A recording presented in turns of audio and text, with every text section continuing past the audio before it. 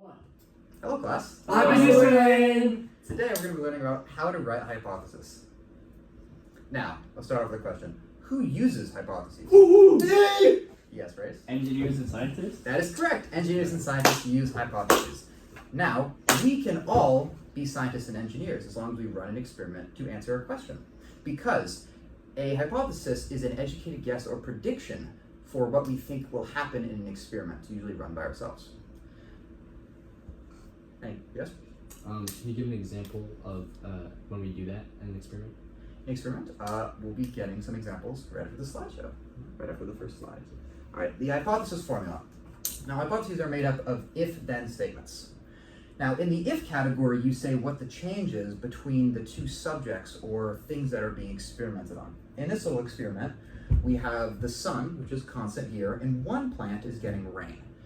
So an example of hypothesis, or the first section would be if plants get water from the rain. That would be the first section. Now, in the then statement, you say what the effect of the change will be after. So if plants get rain, then they will grow taller. That's just an example. Because you have to say it as a statement, not as a question. That's how hypotheses work. Now, let's do a little chant here. Ready? All right. If I change just one thing, then I'll see what it brings. All right, go again. If I change just one thing, then I'll see what it brings. Yeah! Let's all try to clap together on that one. Are you ready? 1, 2, 3. If I change just one thing, then I'll see what it brings. All right. Yeah! Good job, everybody. Oh yeah. Love you, Thank you. I love you, Mr. Rain. Nice job, everybody. All right, now let's go on to the last slide here. So now we're going to make this experiment a bit more complicated, but we're still going to use the if-then statement. In this experiment, the sun, like the one before, is constant for all three of the subjects.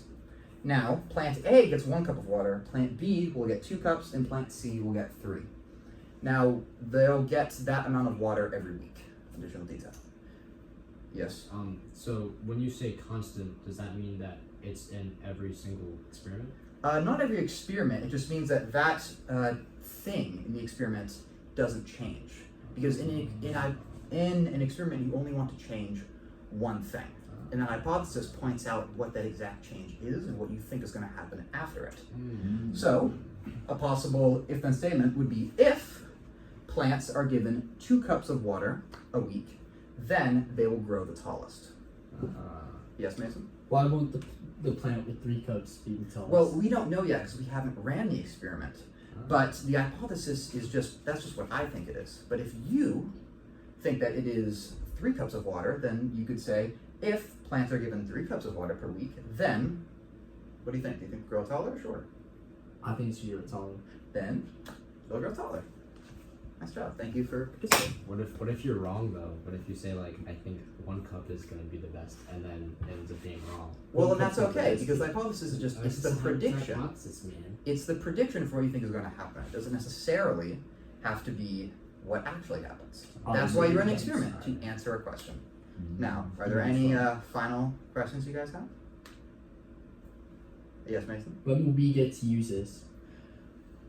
When do we get to use this? Well, you guys could go home and run your own experiments on anything. I know I've ran experiments in science projects. I did one on freezing temperature, and it was really fun. I would highly suggest you guys do it.